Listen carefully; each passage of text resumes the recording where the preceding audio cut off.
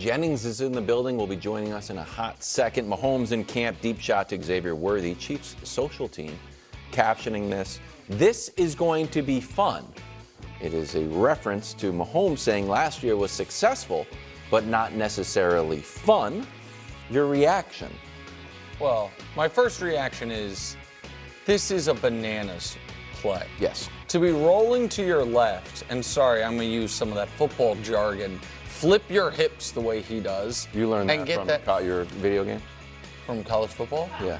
No, but I try to recruit quarterbacks who have that ability. Don't worry about my NCAA flip dynasty. Their hip. Yeah, exactly. Out of all the football terms, flip their hips. I understand. Might be my least favorite. I know. That's why I prefaced it. I 8-miled it beforehand. Like, you're not going to like this, but it is what he does. He's not rolling to his right, he's rolling to his left. So here's the thing. You guys know my general belief of football players, which is I don't like small ones. Fair. And that applies more to quarterback than any other position, but it also applies sometimes to skill position guys. Yeah. Also, offensive line. Sure. I'm going to be, because I'm consistent. Well, what do they call me, Wilds? Mr. Consistent. Yeah, I have to be consistent. I am nervous about Xavier Worthy's ability to stay healthy for the entirety of the season. But when he's out there, he is an impact player without touching the football. Because that play exists. With Mahomes' arm, it exists from anywhere on the field. And with Worthy's speed, you have to put a safety over the top. So a lot of the decline of Travis Kelce was actually defenses last year were so unafraid of everyone else. They just gave him more attention. He'll be more open. Rasheed will be more open. So, yeah, I mean, do I think that Xavier could be the offensive rookie of the year if he's healthy all year? Yeah, of course he could. How about that? Do I think Mahomes should be the league MVP? Yeah, of course. Look at Mahomes' celebration there. He's happy, man. He wants to throw it deep. Yeah, he does.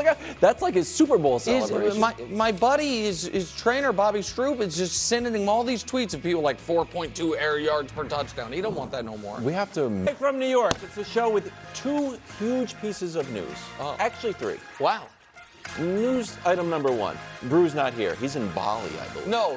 No, Bali's the next trip. He's at a family reunion. Okay, that's Bali. That's in a few weeks. Piece of news number two.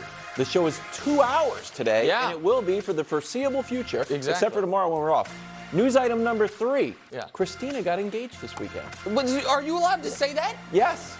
I asked her. Oh, okay. Well, congratulations to Christina. Yeah, Christina and Sean. I said, what'd you do this weekend? I expect her to be like, Can I tell you something to make it about me? I had a better weekend. Oh, good. Got Syracuse to college football playoff in the new college football game. Oh, wow. We're in there. We're in there. For both of you. How many people got engaged this weekend? Thousands, literally. How many people got Syracuse college football playoff? Probably just me. Christina has a point. First things first. Today, Jim Harbaugh's bold GOAT claim about the future GOAT, Lamar Jackson. Okay. That might be so outrageous, it's beyond the board. You're correct, actually. Meanwhile, Chiefs walk it like they talk it, the latest on the quest for a three-peat. And finally, Aaron Rodgers' newest claim about why he missed minicamp. Maybe it wasn't minicamp after all. Yeah, this guy. He sat down with the Pardon My Take guys. Yeah. Good for job. A very lovable interview. Great job by them. They do a great job. Yeah. Really kind of insulting at the same time. Shout out to PFT and Big Cat. Yeah, they do a great. And Aaron Rodgers. Okay, sure. Well, you're part of it. Okay. Alongside Nick Wright, there's not Chris Broussard. Coach Mangini will join us later on, as well as Greg Jennings, who is driving from the airport. Yeah, Greg Jennings coming straight here from the airport. So we go. I made the intro twice as long. Yeah, exactly. You're already panicked. A little bit. There's no news. It's a long show. And I'm missing. I got you, buddy. We start with the GOAT in Baltimore. Well, that's the plan for the reigning MVP, according to his coach, Jim Harbaugh. Take a listen. In my opinion, the vision for Lamar Jackson, and it's a vision, it's something you see it like it's already happened. You can see it like it's already been done. The victory has already been won when you pour into a vision. And the vision that we have together is that Lamar Jackson is going to become and be known and be recognized as the greatest quarterback ever to play in the history of the National Football League.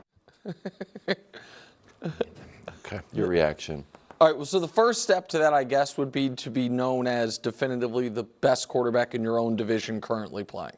That would be like one of the first steps en route to being the greatest quarterback to ever play. Yep. So here's the thing, because I don't want to Lamar, we did right around the time you either was about to win or won the MVP. I did the all-time quarterback pyramid. Yeah. Lamar was on there. Where was he? I think he's probably around like 25th-ish, 20th. I don't even quite, maybe 20th. I don't know. But the point was, he was a lock, stock, or is Hall of Fame quarterback.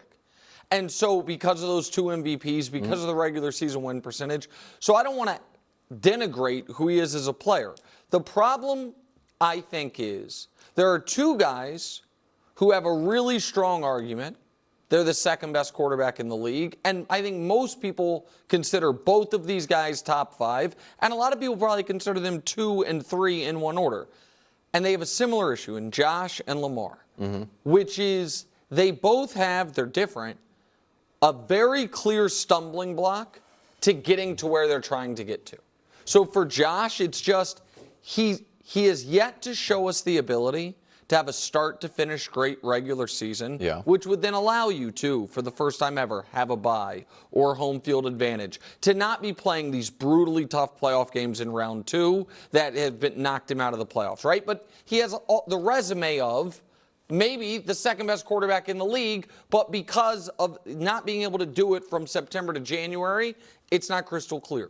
For Lamar, it's very different than that, because you can make a case that from September to January, Lamar's the best quarterback in the league. Yeah, you want to see the case? Yeah, let me see it. First 6 years as a starter. Regular season, Lamar is number 1. Yeah. A 753 win percentage.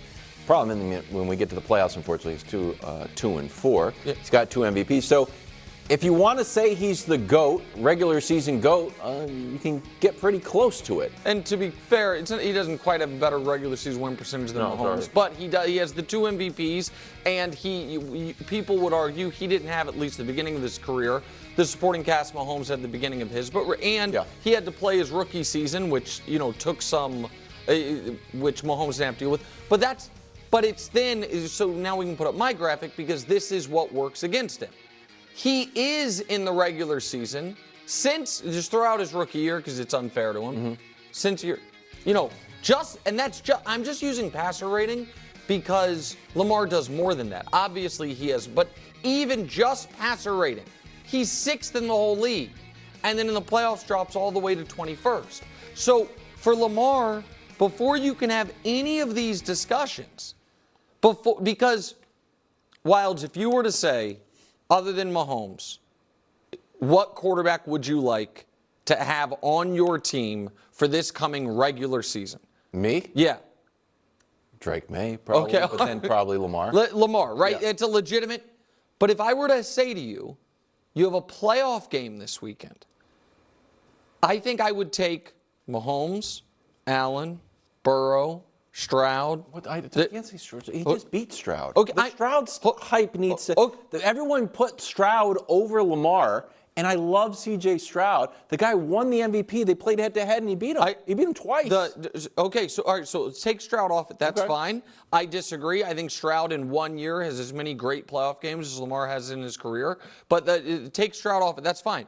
If Goff, Jordan Love, Baker, in a playoff game, Baker has 3 times as many excellent playoff games as Lamar does. Stafford, no question. Dak, I would rather have in a playoff game. Okay, let's hit the brakes. Let's hit. What's the argument? What's the argument against it?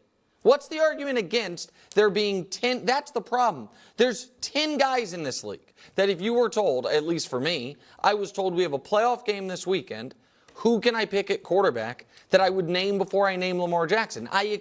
The numbers aren't kind to him in the playoffs. Hopefully it's just small sample size. I mean, it's 6 games. But 6 games is not that small of playoff games. Kind of small. Who would you rather have in a playoff game this year, Jalen Hurts or Lamar? I like Jalen Hurts. Yeah,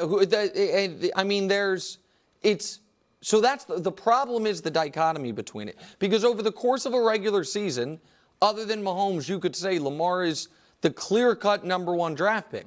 But over the course of a postseason, I think there's a third of the league you'd rather have. All right, so let's get into the playoffs. Super Bowl odds for the Ravens right now. I didn't even mention Trevor.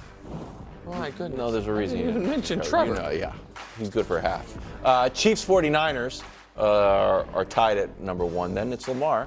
then the Lions, then Joe Burrow, and then Jalen Hurts. Baltimore too high, too low, or just right. And I got a hot take brewing here. Oh, do you want to start with it? No, because it's a take that comes after Okay. your take. I think they're too high.